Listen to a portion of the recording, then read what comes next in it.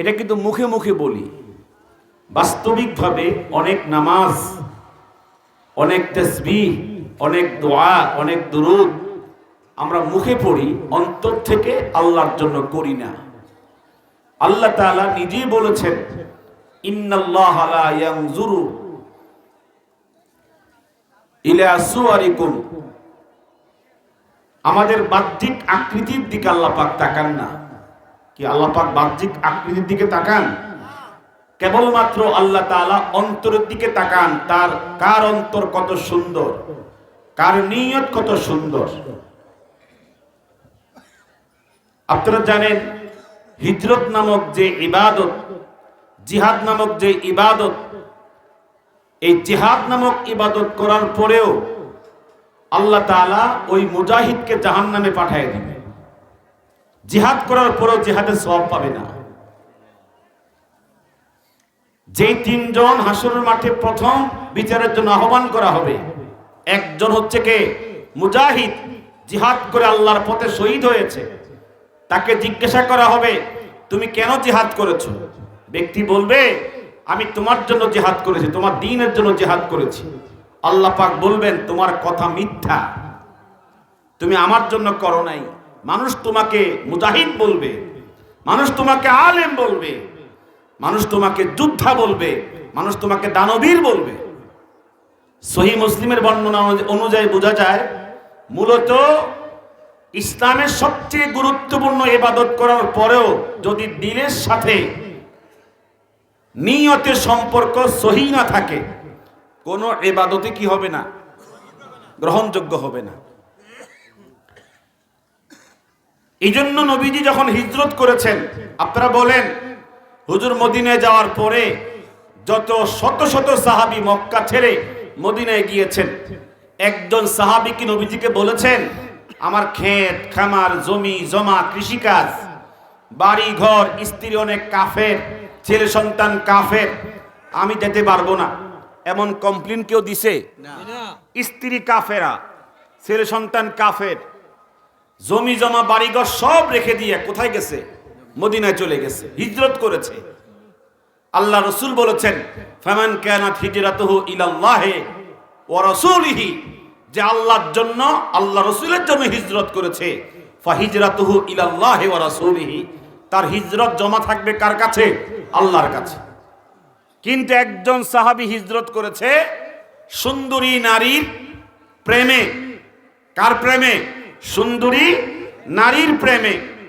হুজুর যখন জানতে পেরেছেন, হুজুর তখন বলেছেন, ওয়ামান কানাত হিজরাতুহু ইলা দুনিয়া, যে দুনিয়ার জন্য হিজরত করেছে বা হিজরত করবে, আও ইলা ইমরাতিন ইয়ানকিহুহা, অথবা কোন সুন্দরীকে পাওয়ার জন্য হিজরত করবে, নবীজি বলেছেন তার হিজরত ওই সুন্দরী পাওয়াই হবে, ওই দুনিয়া অর্জনই হবে, আল্লাহর কাছে কিছুই জমা থাকবে না। ঠিক নেই? ইন্নামাল আমালু বিন্নিয়াতের উপরে নুজহাতুল আরিফিন একখানা কিতাবের মধ্যে পেয়েছি, একজন জগৎ বিখ্যাত বুজুর্গ আলেম জুনায়েদ বাগদাদি, তিনি একদিন বলেছেন বয়ানের ভিতরে, যারা আল্লাহ সন্তুষ্টির জন্য মাহফিলে আসছেন, কারা? সবাই বলেছে, আমরা তো সবাই তো আল্লাহকে সন্তুষ্ট করতে চাই। তখন তিনি বললেন, আল্লাহ, এই মানুষগুলো তোমার সন্তুষ্টির জন্য এসেছে, তুমি সবার প্রতি সন্তুষ্ট হয়ে যাও। এটা কে বলছে? জুনায়েদ বাগদাদি। তো তিনি সবার জন্য দোয়া করলেন। দোয়া যখন শেষ হলো, দোয়া শেষে এক ছেলে, যুবক, সে দাঁড়ায় গেছে। সে বলল, হুজুর সবাইকে দোয়া করলেন, আপনি আমাকে কেন দোয়া করলেন না? হুজুর তখন বলল, আমি তো সবার জন্যই দোয়া করেছি। ছেলে তখন মুস্কি এসে বলল, না, আপনি আমার জন্য দোয়া করেন নাই। তখন ছেলে বলল, হুজুর আমি তো আল্লাহর সন্তুষ্টির জন্য, আল্লাহকে খুশি করার জন্য মাহফিলে আসি নাই। তাহলে কিছু কিছু শ্রোতার উদ্দেশ্য ভিন্ন থাকে, কথা কন না? সব শ্রোতা যে একরকম, ব্যাপারটা এমন না, কিছু শ্রোতা ব্যতিক্রম থাকে। তখন হুজুর বলল, তুমি কি জন্য আসছো?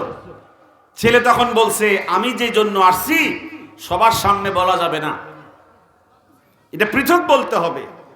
তো পৃথক জিজ্ঞেস করছে, তুমি কি জন্য আসছো? তখন এই যুবক বলছে, আমার মা জানে আপনি জুনায়েদ বাগদাদি অনেক বড় মাপের ওলি। তা আমার আব্বা আজ থেকে 9 বছর আগে মারা গেছে। আমার মা অনেক চেষ্টা করেছে আমাকে ভালো উপযুক্ত ফ্যামিলিতে বিবাহ দেওয়ার জন্য। আমার মা চেষ্টাতে ব্যর্থ হয়েছে।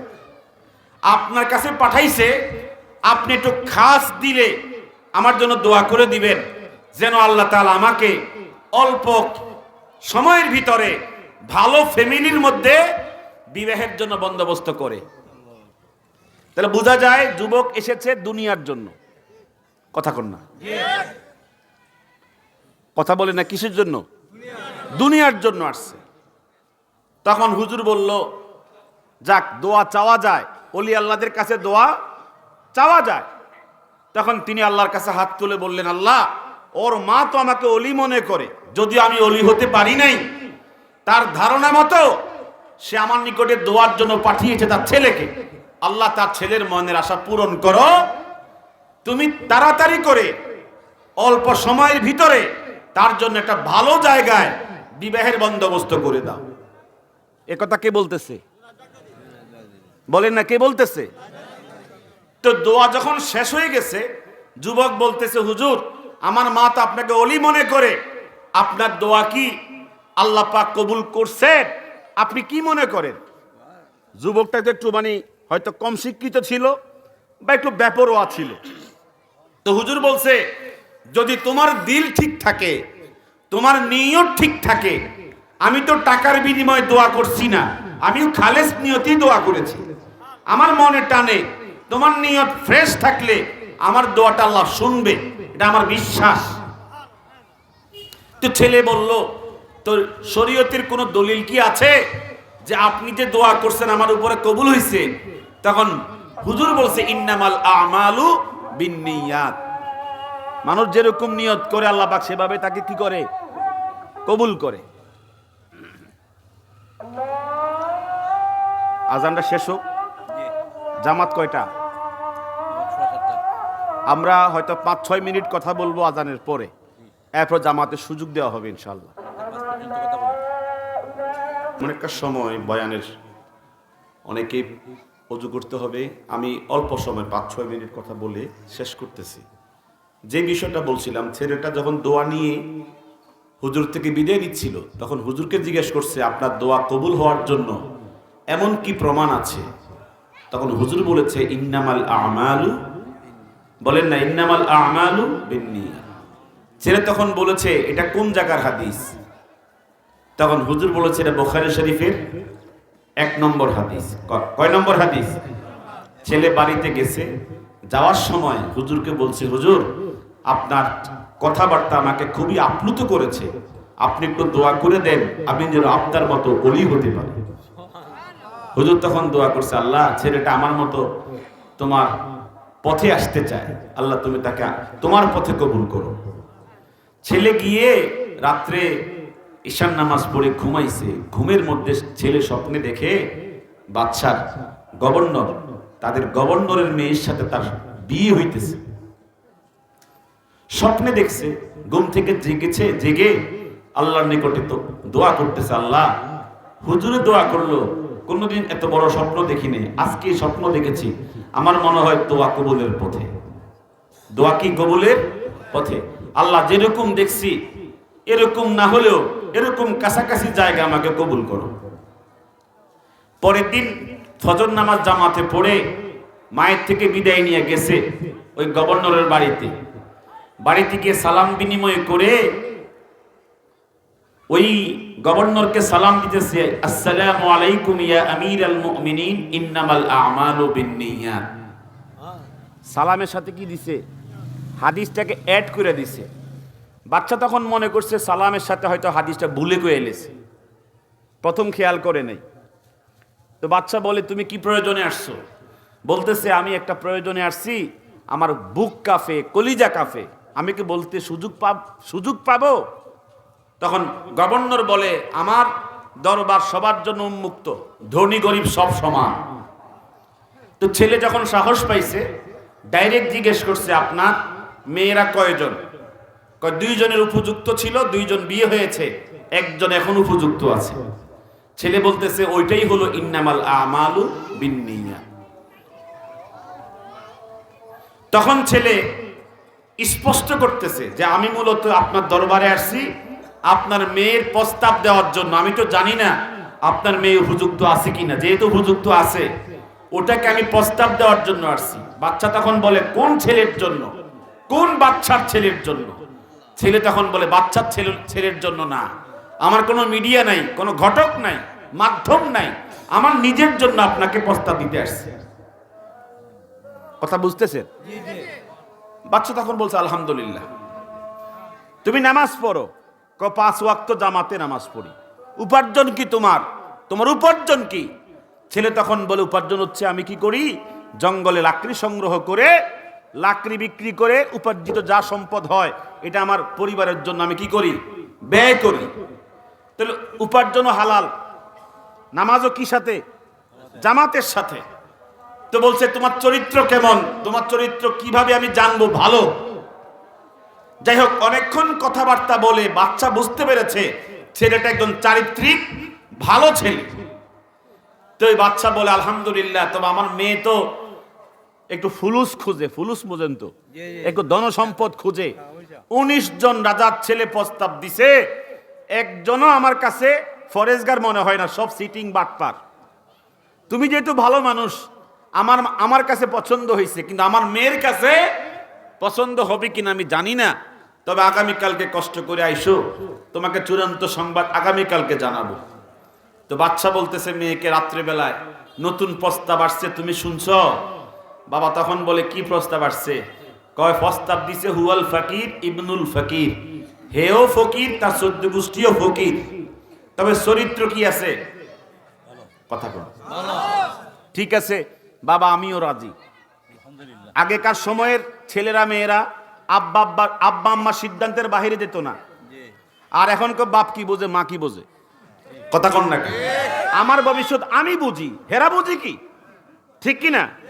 এভাবে সিদ্ধান্ত হওয়ার পর পরের দিন সকালবেলায় ছেলে আসতেছে, মেয়ে তখন বলতেছে বাবা আমি তো রাজি, তবে ছেলেকে একটা কাজ দিবেন। কাজটা হলো আমার দাদা আংটি হারাইছিল নদীর কাছে অজু করার সময়, যদি ছেলেটা 7 দিনের ভিতরে আমার দাদার হারানো আংটি খুঁজে আনতে পারে তাহলে আমি তার সাথে বিবাহ বসতে আপত্তি নাই।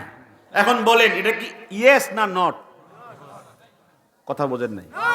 যে সিস্টেমে কইছে মূলত বাবারে খুশি করার জন্য, এমন সিস্টেমে কইছে মূলত আমি রাজি না।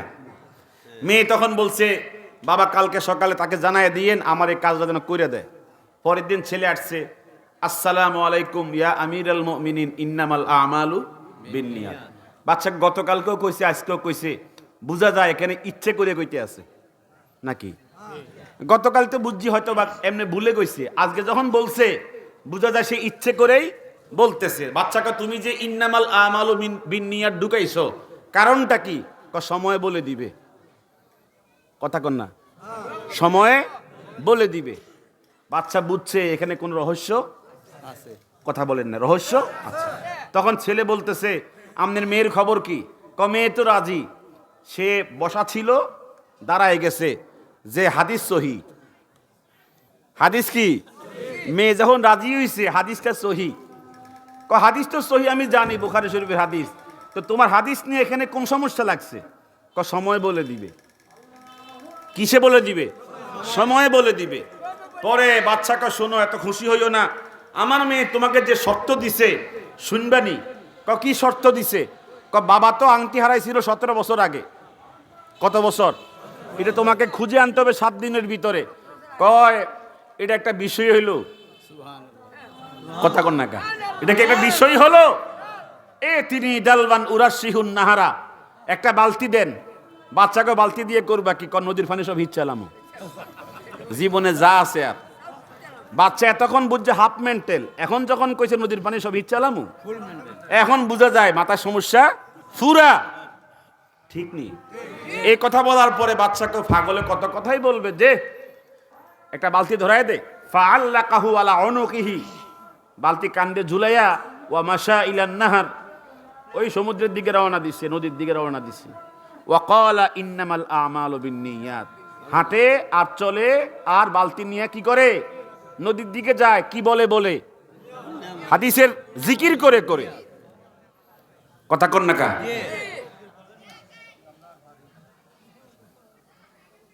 সর্বশেষ কি হলো, নদীতে গেছে তো গিয়ে বলতেছে, তোদের বাচ্চা কোন জায়গায় নদী আংটি হারাইছে? আমাদের জানা নাই, 17 বছর আগে মনে আছে নাকি, খোঁজো, চেষ্টা করো।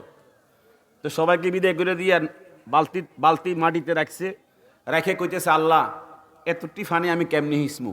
মনে হয় আল্লাহকে দেখে দেখে বলতেছে। আসলে আমরা মনে করি আল্লাহ অনেক দূরে, একই নাই আমাদের। কথা কন না কা? আমরা মনে করি আল্লাহ শুনে না। আল্লাহ বলেন, উদউলি আস্তাজিব লাকুম, আমার কাছে বলো, আমি তোমাকে সাড়া দেব, তোমাকে দিব। ঠিক কি না? তো ছেলে বলতেছে, আল্লাহ এত ফানি আমি হিসমু কেমনে? কইল 7 দিন। শুনেন, আল্লাহ তোমার জন্য আমার মা দূর থেকে শুনছে আল্লাহর ওলি, এবার ওলি না দরবেশ না বন্ড, আজকে প্রমাণিত হবে।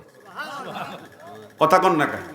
আর আমাকে ধরায় দিছে, নিয়ত ঠিক থাকলে সব ঠিক। আমার তো নিয়তে কোনো গন্ডগোল নাই, আছে কোনো গন্ডগোল? আর বলছে বুখারী শরীফের কয় নম্বর হাদিস, যদি এটা সহি না হয়, যদি এটা কি না হয়, সহি না হয়, তাহলে খবর আছে। কারে বলতেছে? আল্লাহরে। আল্লাহ দিবা নাকি দিবা না? পানি হিসতে নামতেছি, এ বালতি লইয়া পানিতে হিসতে নামছে, 7 ঘন্টা পানি হিঁচছে। হিঁচা যখন 7 ঘন্টা গেছে, পেটের ক্ষুধা, খুবই কষ্ট। বাচ্চার কাছে এসে বলতেছে, লঙ্গরখানা কোন দিকে? খাও খাও ওই দিকে।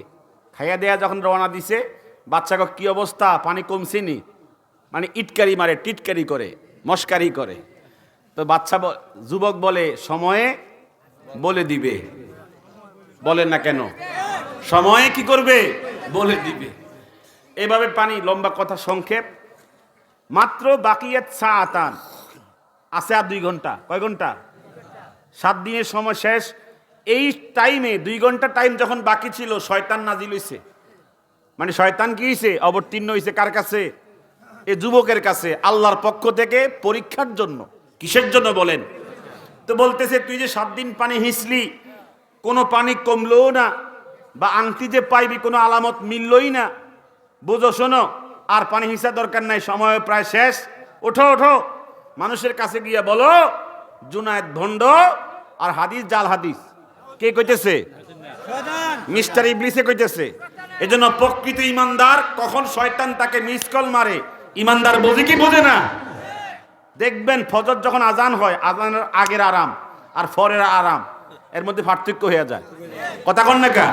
ইমানদার বোঝে এই আরামটা মূলত বেরাম, লাঠি দিয়ে কি করে চলে যায় মসজিদ পানে। এই জন্য শয়তান যে কুমন্ত্রণা দিয়ে আসতেছে, উনি বুঝে লাইছে।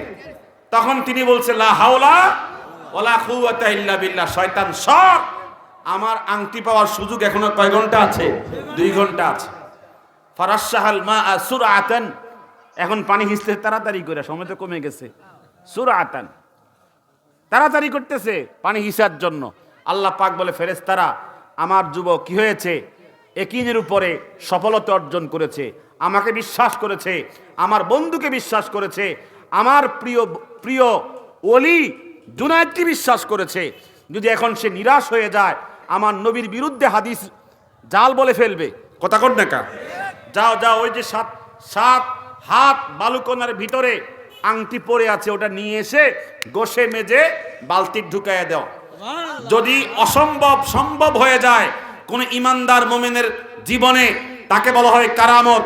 আর আহলুস সুন্নাত ওয়াল জামাতের সিদ্ধান্ত হয়েছে, কারামাতুল আউলিয়ায়ে হক, সমস্ত ওলিদের কারামত সত্য। ঠিক কি না?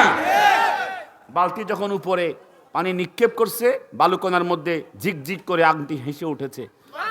আংটি হাতে নিয়ে উল্টায় পাল্টায় দেখে বাচ্চার বাবার নাম তো স্পষ্ট খোদাই করে লেখা আছে।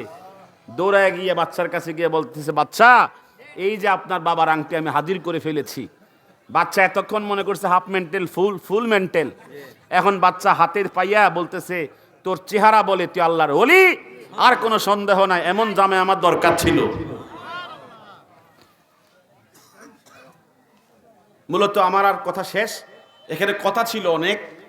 ইন্নামাল আমালু বিন্নিয়াত ইয়্যাকা না'বুদু ওয়া ইয়্যাকা নাস্তাঈন, এই কথার মধ্যে হাকিকত কি?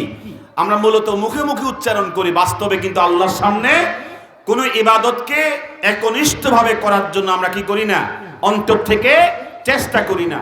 আল্লাহ পাক আমাদের সকলকে যেন আল্লাহর সন্তুষ্টি অর্জনের জন্য ইবাদত করার তৌফিক দান করেন। আসসালামু আলাইকুম ওয়া রাহমাতুল্লাহ।